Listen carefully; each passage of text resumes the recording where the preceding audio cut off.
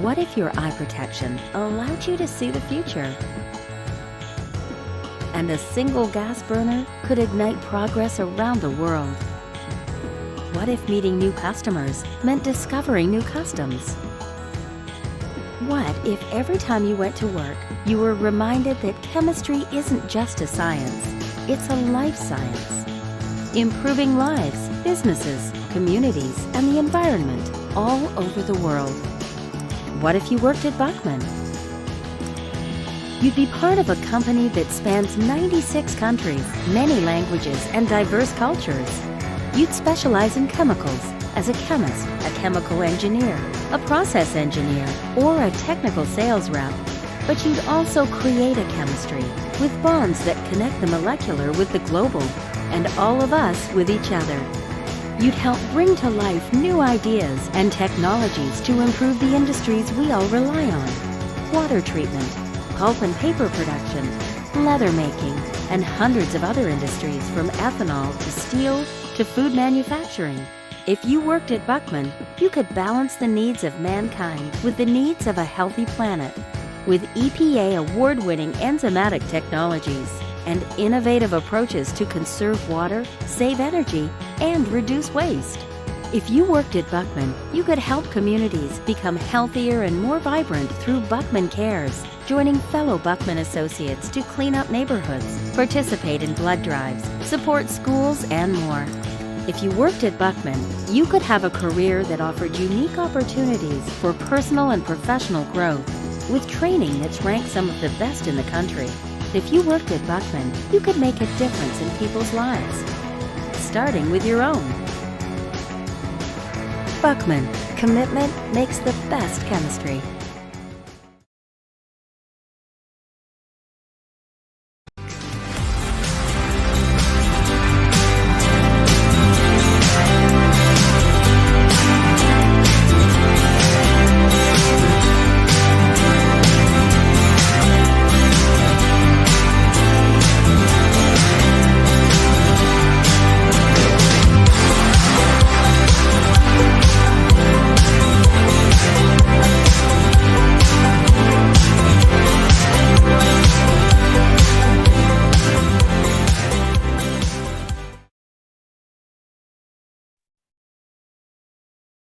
Good afternoon and welcome everyone. My name is Victor Berti and I'm a member of the organizing committee of the 24th SEQ.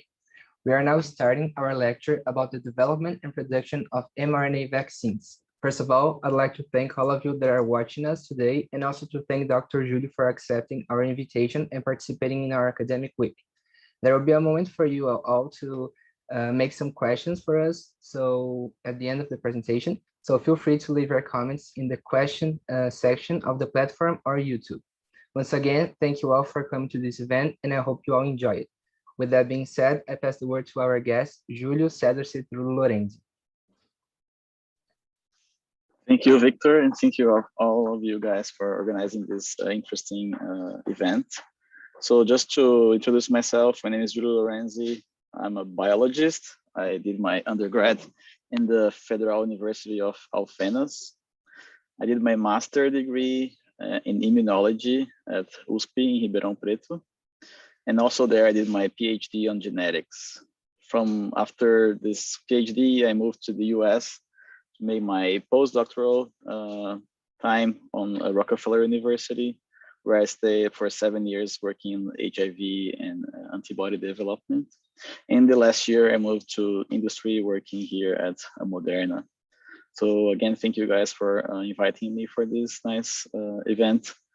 And today I'm going to talk about a little bit of mRNA vaccines, about the COVID-19 pandemics. As everybody knows, the big problem, so we're still working on that.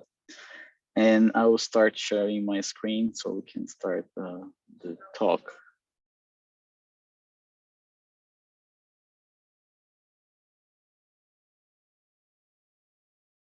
So I hope everybody can see my screen.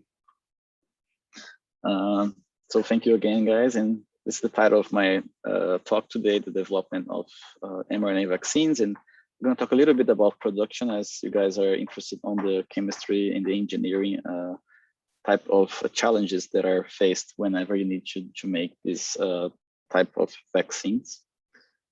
But I will start with one very interesting cover from the New Yorker, is a magazine here in the US. And that magazine comes every week, basically.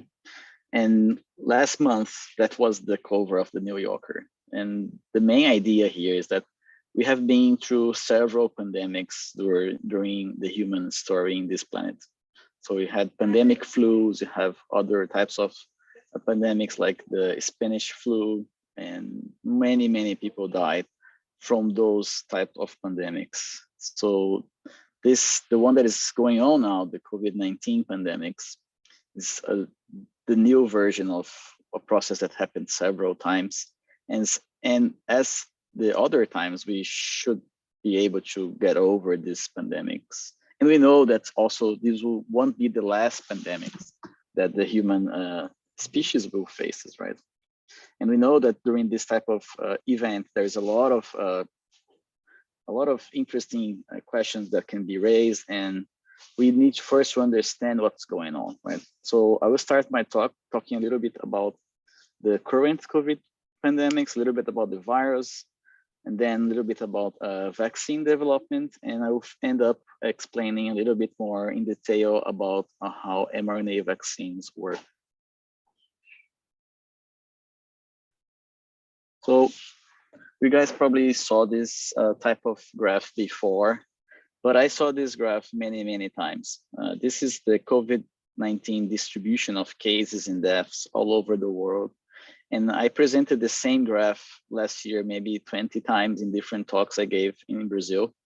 And I saw this number, the number of cases rising from like 500,000 to 4 million to 10 million to 50 million. And now we have around 203 million cases of COVID-19 infection. Unfortunately, those cases were followed by another 4 million deaths all over the world. And in Brazil, this number is already crossed the 500,000 size of people that passed away from this infection. Fortunately, we have a new number in this graph from the Johns Hopkins initiative about COVID. And this new number is in the top right side, is the doses of vaccines that is already administered. And we have there 4.4 million of doses already being administered. And that's very good. Also, we see that people are getting vaccinated, and we know that this is the only way we can try to stop these pandemics. Right? But as I said before, this number of cases is something new in the past at least 100 years. We never had this large pandemics, right? So we first need to understand what's exactly happening. So talking a little bit about the SARS-CoV-2, which is the virus that causes the COVID-19. This virus is coming from a very well-known class of virus, which is the coronaviruses. So in this graph here from the Nature Reviews Microbiology, we have several examples of different coronaviruses that already infected the human host and also different animals. So from the top to the bottom, we see that this virus usually infects some natural hosts like bats, mice, and this infection usually goes through an intermediate host like camelids, cows, or even pigs, and then can be transferred to humans.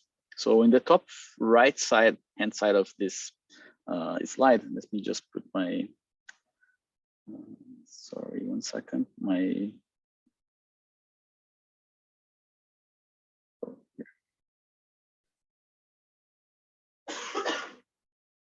you guys see my laser pointer now? Probably right. So here in this right-hand side, what we see is all 4 examples of coronaviruses that were already between us before as the SARS-CoV-2.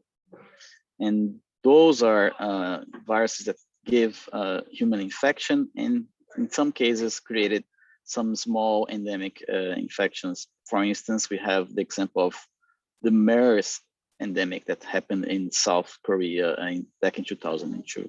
So this event is not new. This happened several times of one virus spilling over from a natural host to the human species.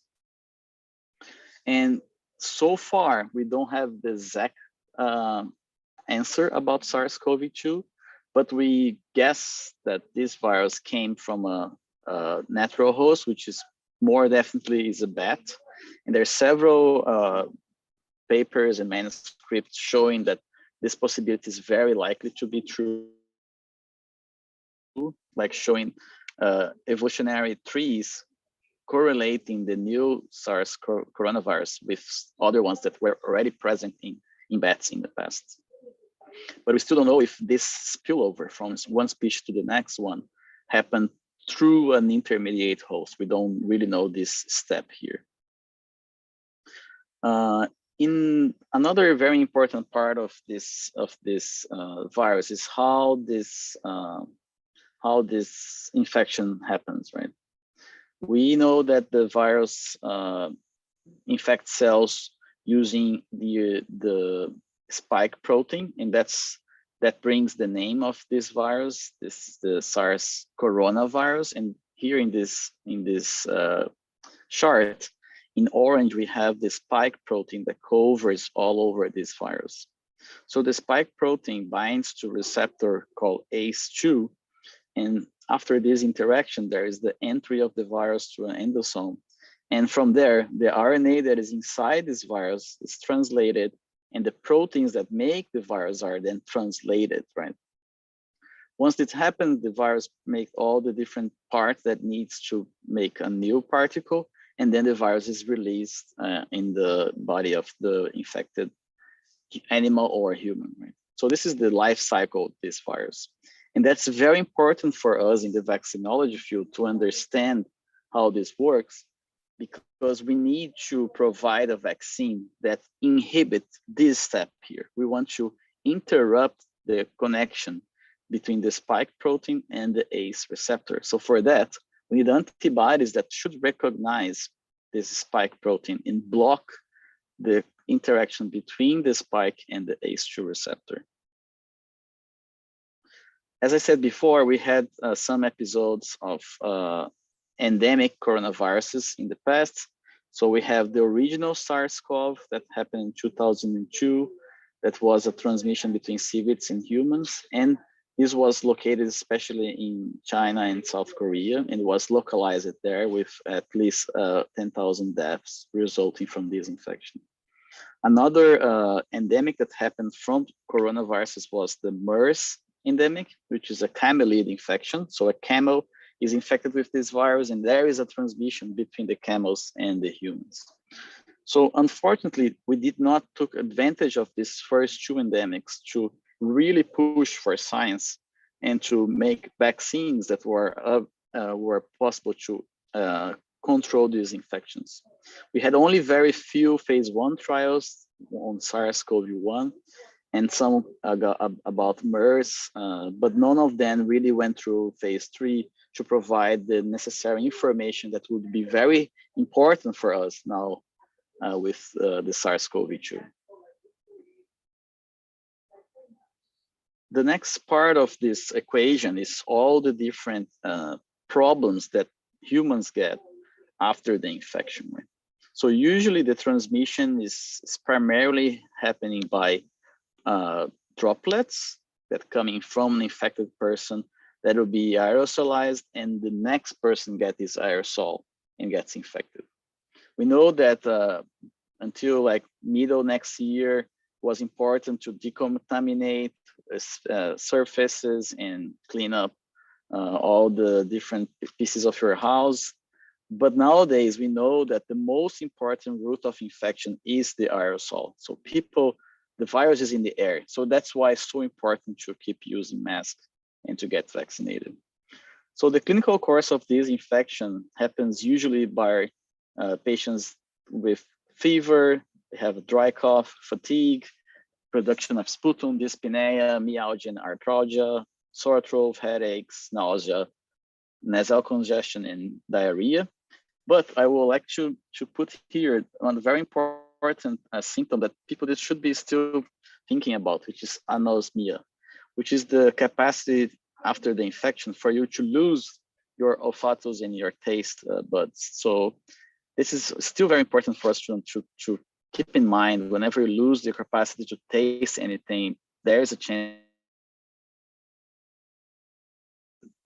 Here in the lower part of this slide, just show you how this first 7 days of viral expansion that usually is connected immune response. In most of the people, this immune response will be able to infect, to control the infection. In some cases, people have problems because severe inflammation, and that can into the ICU, be intubated, and that is related to a hyperinflammatory response that could be critical and that could lead to death also. So what we need to understand for vaccine, important to understand the virus and how that can help us to really design the best possible vaccine.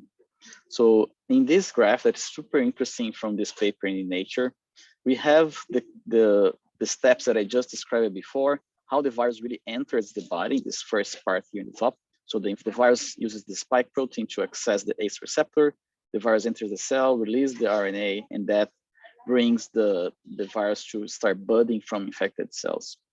What our body does to try to control this infection is using this immune response to first acquire pieces of this virus and then show these pieces of the virus to the immune system, where T cells and B cells will be activated and will start trying to kill the infected cells using, for instance, the cytotoxic T cells, but also making antibodies that are specific against the spike protein. And those antibodies will be the important part to block the infection of new particles of virus, or whenever you get a vaccination, these antibodies will inhibit your infection through blocking the connection between the receptor and the spike protein. Once that happens, we have also another very important step, which is the generation of a memory response. And this memory B cells and T cells will be able, after the vaccination, long time after, to recognize this virus if you ever found this virus again in the nature. So how you make vaccines that work for this type of virus? So we have different vaccines and different vaccine strategies for a very long time in science, right? And I'm not going to talk much about the old vaccines, but most of them use very similar methods to induce immunity against viruses. So usually you can use replication viral vectors, like the measles vectors we use. You can use non-replicating viral vectors like adenoviruses that we know, for instance, in the Johnson & Johnson vaccine, use non-replicated adenoviruses. But we can also use protein subunits or virus-like particles like VLPs.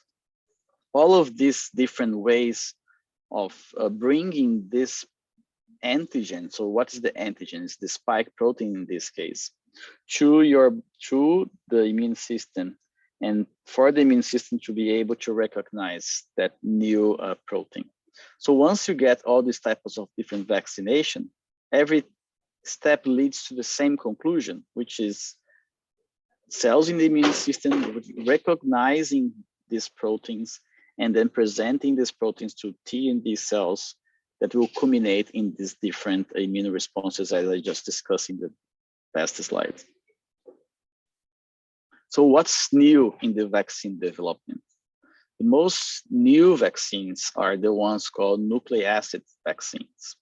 Those vaccines are the ones that are using nucleic acid as the vector. So instead of using a viral vector or even proteins, you just use the nucleic acid that codes for those proteins as your vaccine.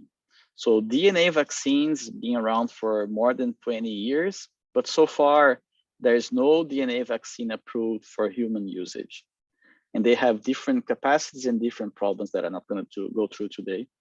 And the newer kid in the block is basically the RNA vaccines, as the one Moderna does. The RNA vaccines are vaccines that are made using messenger RNA that code for the specific protein that you need to humanize with.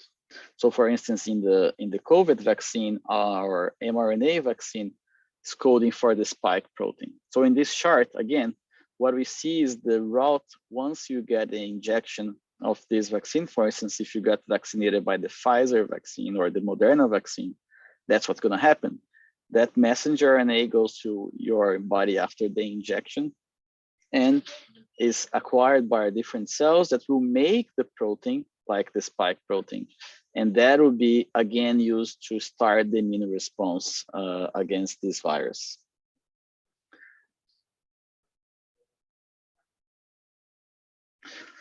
One small piece of just enlightenment here about vaccine development. So besides you need to think about all your different vectors that you can use, so like the virus vectors or the nucleic acid vectors, you also need to think about the development of this process. So in normal times, before COVID especially, we had usually between 10 to 15 years for a conclusion of a project that lead for a new vaccine.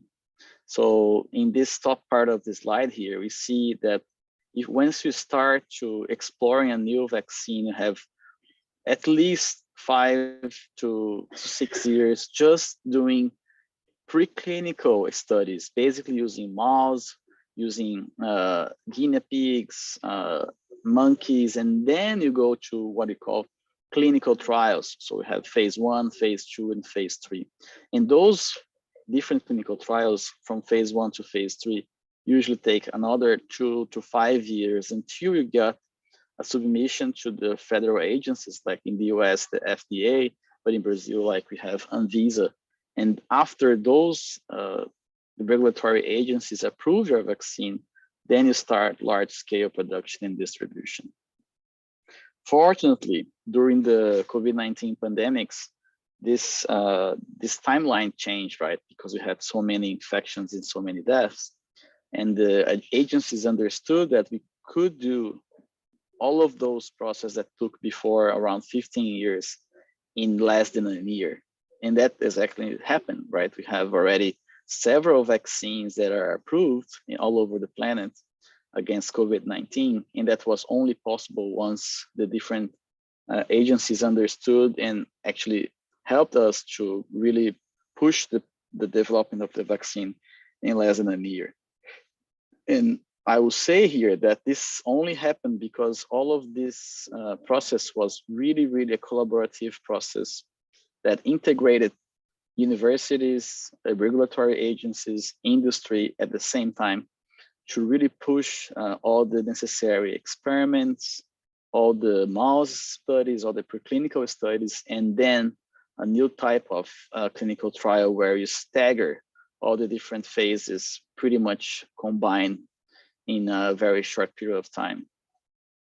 So this really get the possibility for this process to work pretty well in the last year, right? And now in 2021, we have several options of vaccines and that are distributed all over the planet.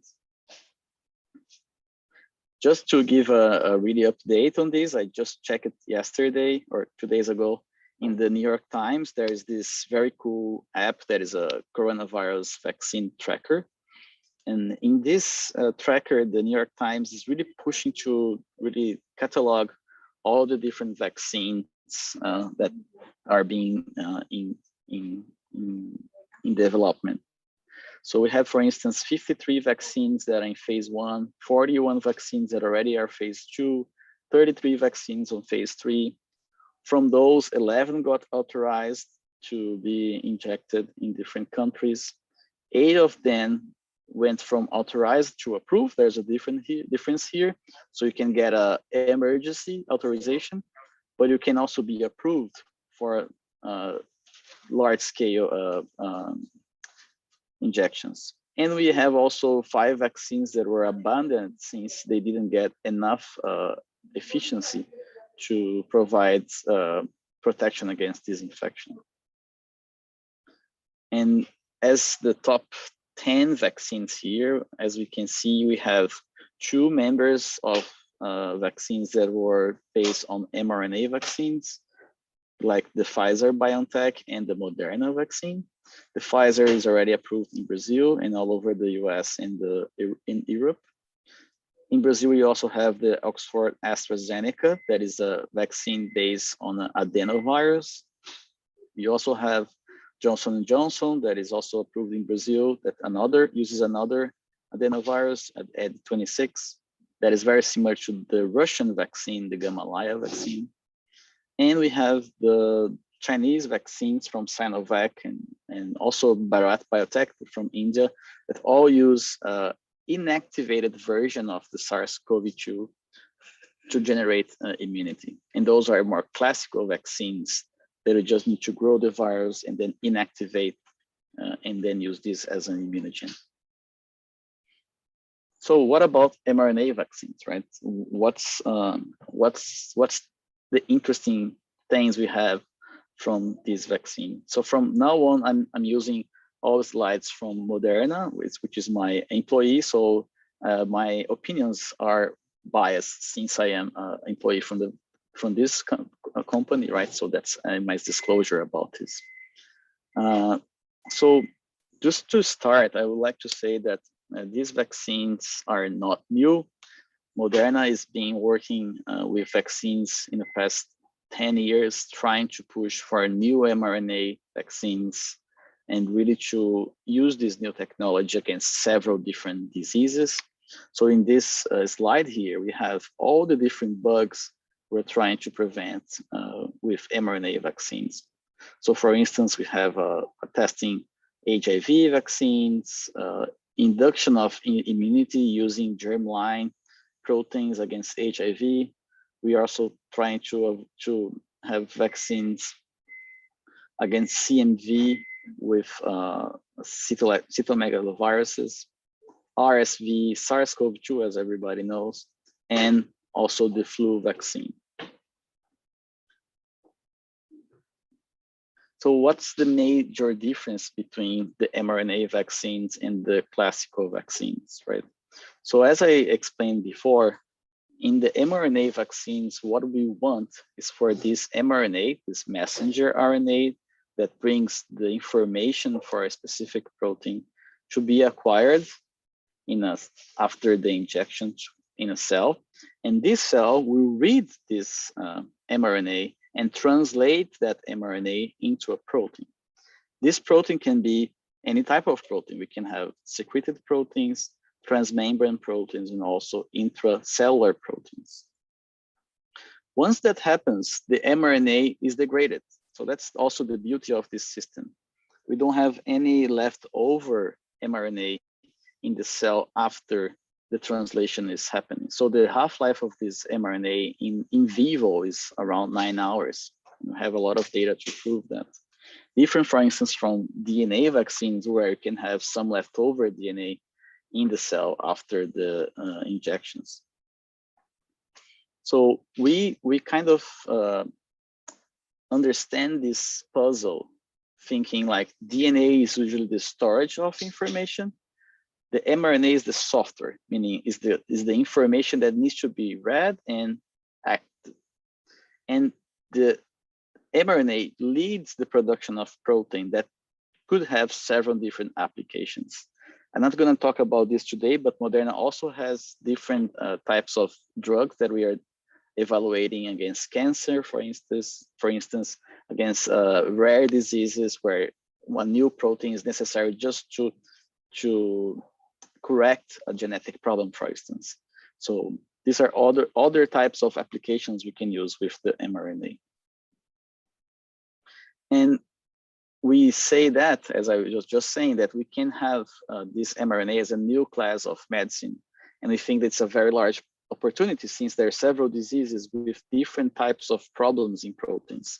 And we can use the mRNA as a specific way of correcting problems, correcting mistakes, or maybe even bringing proteins that are necessary after there's some types of different diseases, and specifically when you need to replace, let's say, a protein that is problematic. But we also can do vaccines where you just bring the information from a specific bug like a virus, and then you immunize the person with this mRNA, bringing the immunity against that specific bug. We also bring this as a platform because we could really push this production and understanding of a new drug in a different manner from classical, let's say, small drug products. So we always could understand the problem based on the DNA information. We make our new product combining enzymes, buffers, nucleotides, and making our mRNA. And we need to encapsulate this mRNA in a lipid nanoparticle. And that's something I will talk a little bit more about, and I think is important for you guys as chemists, right? We have a very interesting and important step in the mRNA vaccines, that is the encapsulation of the mRNA in a lipid nanoparticle. Why that is important? Because if you just, for instance, vaccinate someone with naked mRNA, what is naked mRNA? You just inject this nucleic acid. What's going to happen is once that nucleic acid goes to the cells, there is some activity, but it's very fast degraded in the system because you have several RNases, which are proteins that basically destroy free RNAs. So Moderna came up with a very interesting strategy to make a new LNPs that protects the mRNA during that first stage once the mRNA is injected and until it gets to the target cell. So once we combine the mRNA with this LNP, we then have our drug product. So if we do a little bit more of detail on this strategy, we can see here in the left side of this slide all the different components of our lipid nanoparticles that contain mRNA. So we need to have one ionizable lipid, we need to have cholesterol, we need to have phospholipids and PEG lipids. All of this combined to encapsulate our mRNA in a way that this lipid nanoparticle can be obtained by cells, and once they are integrated in the cell, then the mRNA can do this job that is to be translated and make a protein, right? So the combination of these different components creates our major advance here, which is this lipid nanoparticle that contains mRNA particles. Once we understand the structure and the function of these LNPs, we test for chemical stability, physical stability, and then we can use this as a drug that can bring us a therapeutic effect. Once we have, for instance, animal data, we can understand the biodistribution of these molecules, how cells uptake these molecules, how they escape the endosomal uptake particle, and how the protein expression happens. That's also important to understand since all of these steps will become the life cycle of the particle. So I will just give a little bit more detail on the different ionizable lipids that we can use and how was the development of these molecules over the last 30 years, basically. So if you want to encapsulate DNA, this is basically a chemical interaction, right? You need to really entrap the nucleic acid molecules in this bilayer of lipids, right? So this all started in 1971 where Brenda Raymond and Littlewood, basically they described what they call neutral lipids that were very interesting for encapsulation of proteins, but they were not very good on encapsulating DNA since they were neutral, right? And why that is important? Because we know that DNA has Watson-Crick base pairs, a phosphate backbone. And between the Watson-Crick base pairs, what happens is all these hydrogen bonds, right? That we learned in Biology 101, right? What happens between the different hydrogen bonds, this pi stacking, and that become or push that specific region of the double strand or the single stranded mRNA to become negative charged, and that's why you have all these phosphates in the side chains that are negatively charged, right? So that specific information was utilized in 1987 by the group of Mark Danielson to make the cationic lipids. And this is, if you guys did any molecular biology class or maybe cloning class, we have our classical reagents like lipofectamine that are cationic lipids that can entrap and encapsulate DNA that are possible to bring transfection of these reagents. And that was very, very important for molecular biology, since you can push the expression of foreign DNAs to different cell lines using these lipid particles that entrap the DNA.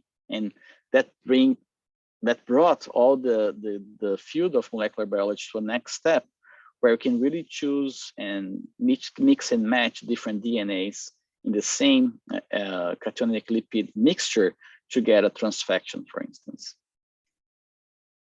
But the problem with the cationic lipids, sorry, not the problem, the interaction happens between the phosphate in the side chain of the double-stranded with the cationic lipid, and this interaction creates these ionic bonds, right?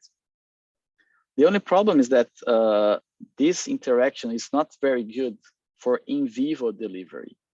And this is basically due to sometimes these complexes do not open and you don't really release your DNA in the target cells.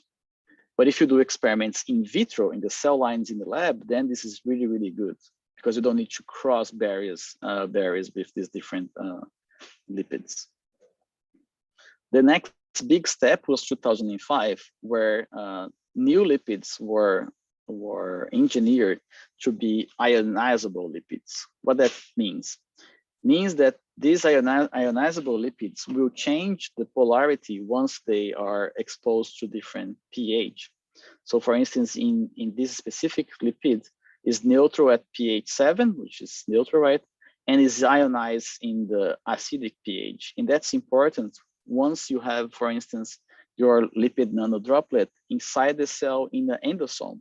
And usually in endosomes, when you have the acquisition of molecules, what happens is the acidification of endosomes. And that's good, because when this happens, then this lipid will open and the DNA or RNA will be released in the cytoplasm of the cell. So that was a great step for more efficient and liposomal encapsulation of DNA and also RNA. And if you just bring now a zooming for Moderna, our group of basic science has been developing different types of lipids in the past 10 years. And this paper in 2018 showed a new class of ionizable lipids, and they were really, really good and safe in vivo. So in this graph here in the middle, we see the different half-life of the RNA. In this case, they're using ApoE mRNA, and changing the different lipids from, let's say, control A and B, we see an enhance of up to 6-fold longer half-lives of this molecule in vivo. And why that important? It's important because we need to keep the mRNA at least for 64 hours in this specific test here to acquire the production of the protein in sera here. And here we're titrating this activity in sera. We also showed that there was safe and that a sustainable pharmacology, since once you get new doses, after 3 to 4 days, you see new peaks of protein production in sera. And that's also very interesting since there is no safe issue with this new mixture. And this is like a basic model of our proprietary ionizable aminolipid, which is a patent from Moderna. And if we just go one step ahead, and once we know that this lipid nanodroplets that we make, how they compare to classical different lipid proteins, for instance, HDL, LDL, which are classical low and high density lipoproteins that are important for cardiovascular diseases and are very normal in our body, right? Our lipid nanoparticles are really in the size of a very low density lipoprotein. So they're very similar to different lipids that are already existent in our body. So one last step we do to really characterize these lipid nanoparticles after the production and encapsulament of the RNA is using cryo-EM. And here in these models in the middle here in green, we see cryo-EM, which is a cryo temperature electron microscopy that can characterize these very large particles. And this is how they look under this type of microscope, but you can, from these types of images, you can reconstruct 3D models and really understand the size, the distribution after your preparations and how that can be different once you test in vitro or in vivo. And our lab has a very long experience on this type of analysis to really make very singular size and very well distributed lipid nanoparticles.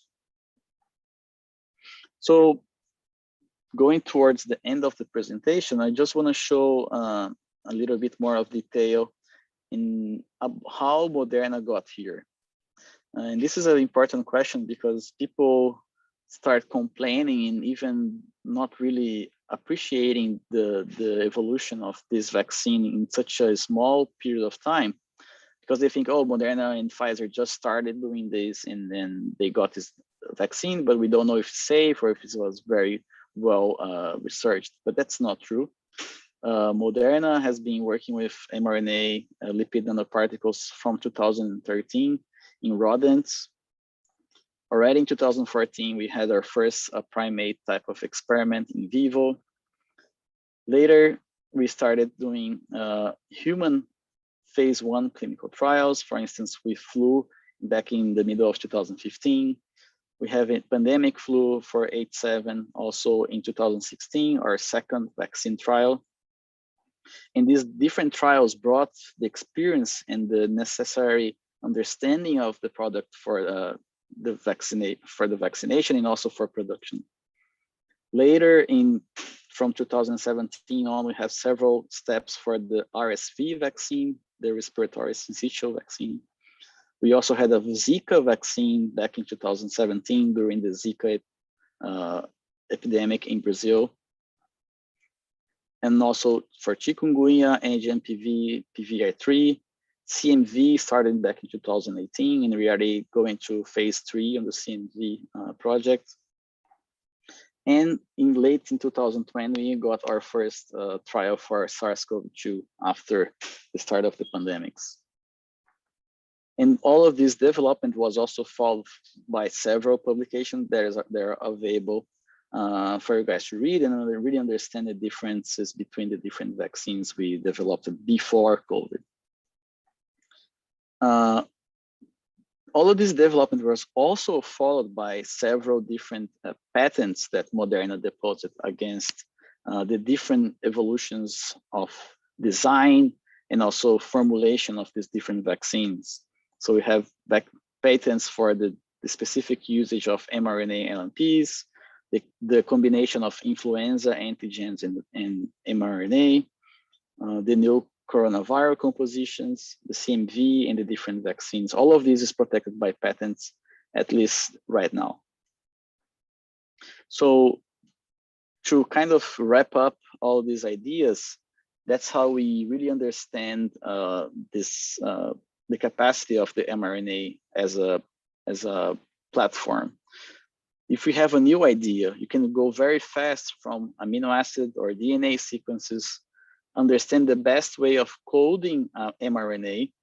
And I'm not going to have time to explain that, but it's very important how you choose your codons to really get the maximum efficiency of translation. And that nowadays at Moderna is done by an AI engine that can really run the different possible codons for all the different proteins we make.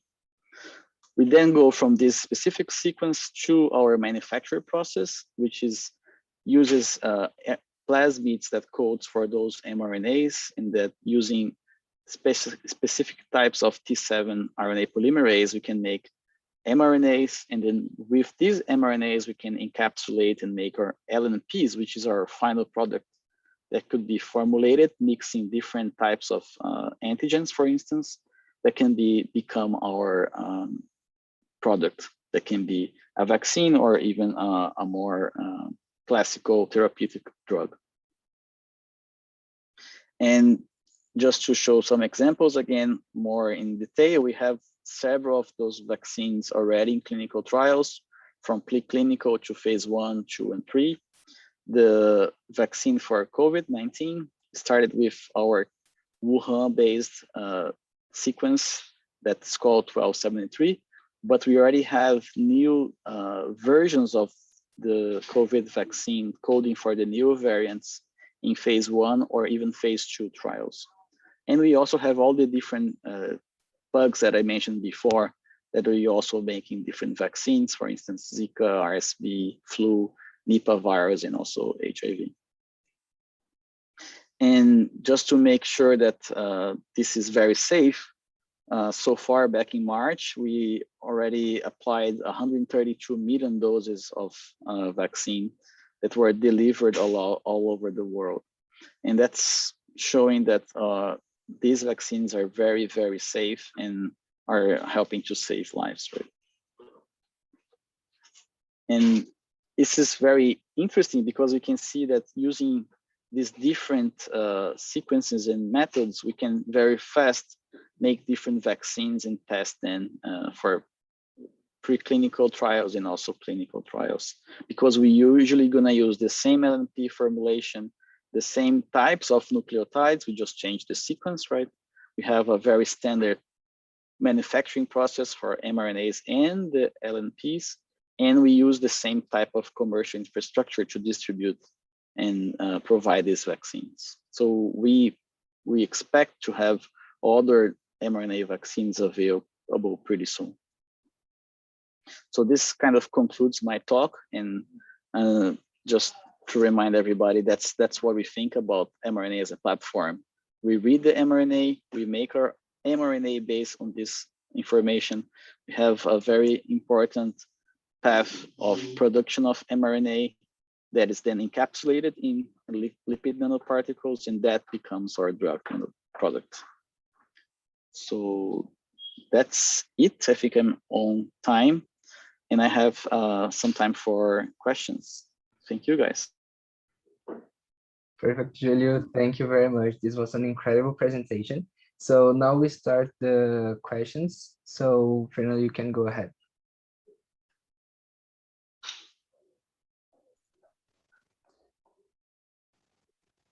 Well, the first question that we have on the chat is from Maria, and she says, could you talk about the difficulty in developing a vaccine in such a short period and with such urgency?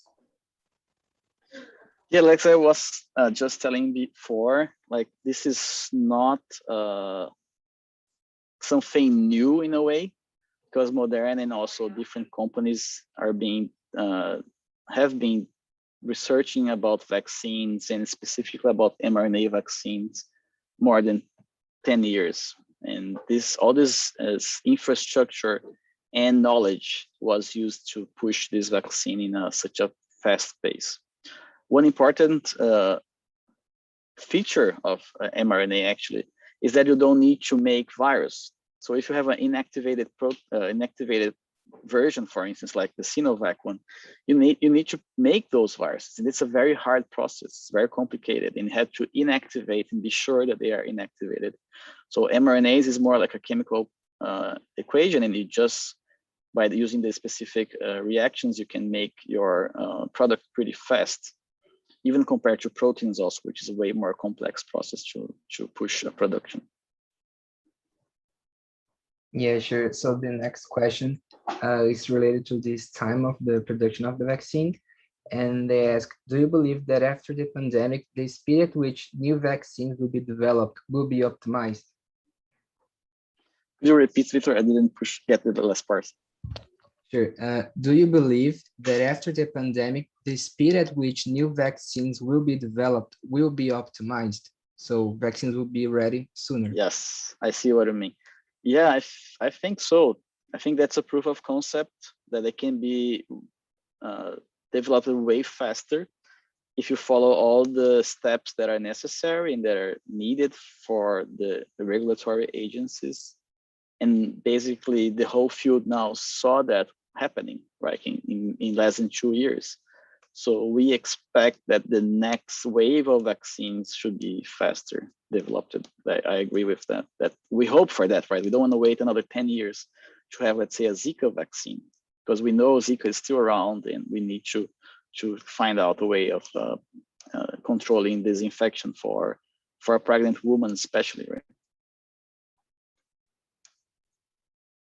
Thank you for the answer. The next question is, do you believe that every year we will have to take corona's vaccine like the influenza's vaccine?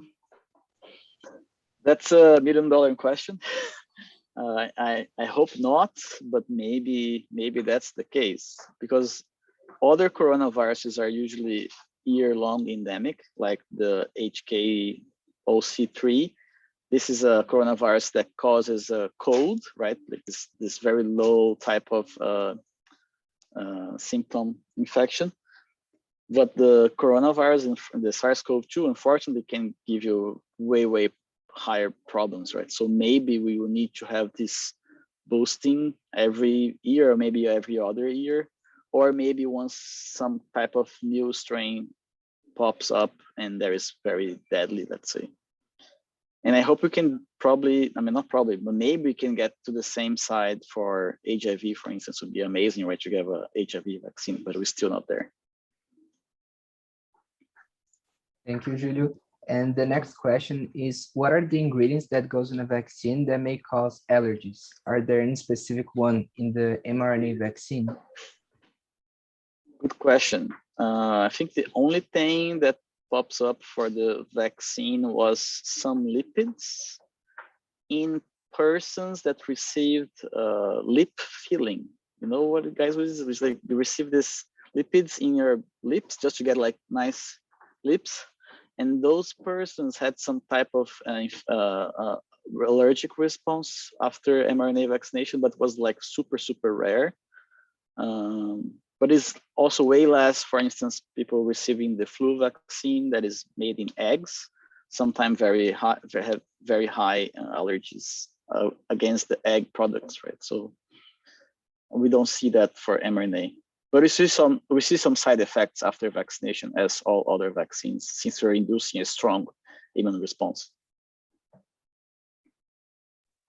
Thanks, Julio. The next question is there anything that indicates that mRNA vaccines are more likely to deal well with virus variants?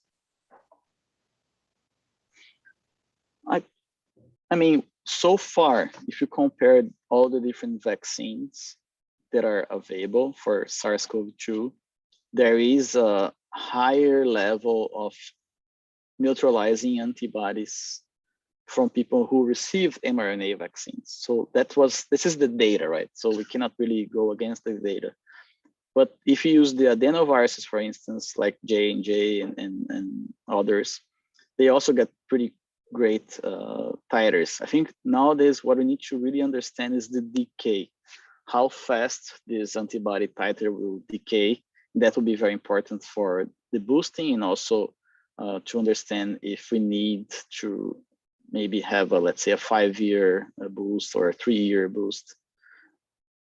For the variants, I don't think there's a big difference. If you can code viruses as fast as you can code mRNA, then they are comparable. And I think that's the major advance on mRNA is how fast could you really push a new variant as a vaccine. Great. And now, I guess the last question is it reasonable to expect in the beginning of the next year, we will be in a better situation than now? I would like to say yes, but I'm not sure. I mean, if we see the numbers in the US, even with like 60% vaccination, we're getting 100,000 cases a day. And unfortunately, those cases are mostly affecting people that are not vaccinated. So there is probably probabilities that the virus will get new mutations and maybe will cross the protection from the vaccination. And that would be terrible, right? Because we need to start from scratch. So let's see. I hope not, but we never know. Thank you. And also there's another question here from the organizing committee. We'd like to know what are the future perspectives of use and growth of the mRNA technology for healing and preventing diseases? Yeah, there is a lot of new types of let's say treatments that are being in research in Moderna and also different companies. And as I said during the talk, mRNA is very good for, let's say, bringing new proteins for curative types, or even for cancer. Like if you can code for the tumor antigens and use that as a type of treatment. And that's also being tested right now. For rare diseases where you have a genetic defect that you can't make a specific protein, you can try to bring this protein using mRNA. So there's many possibilities, I feel. Perfectly, thank you. So I guess this concludes our presentation. On behalf of the 24th SEC and the organizing committee and those who are watching us right now, thank you very much for this amazing presentation, Julio. I'm sure everyone learned a lot today and enjoyed our time together. Now a message to the public. Don't forget to answer our form feedback so we can know how to keep improving our chemical engineering week. And stay tuned because we're also having some other incredible contents throughout this week. So check our social media and be tuned to more information about everything that's going on. Don't forget the feedback that's on the chat. And thank you all for coming today. Thank you, guys. Thank you, Julio. Guys, the feedback form link is already on the chat, so please, if you could fill it for us, it will help a lot. Thanks a lot. Thanks for the content, Julio, again. Thank you. Thank you all. Bye-bye. Bye.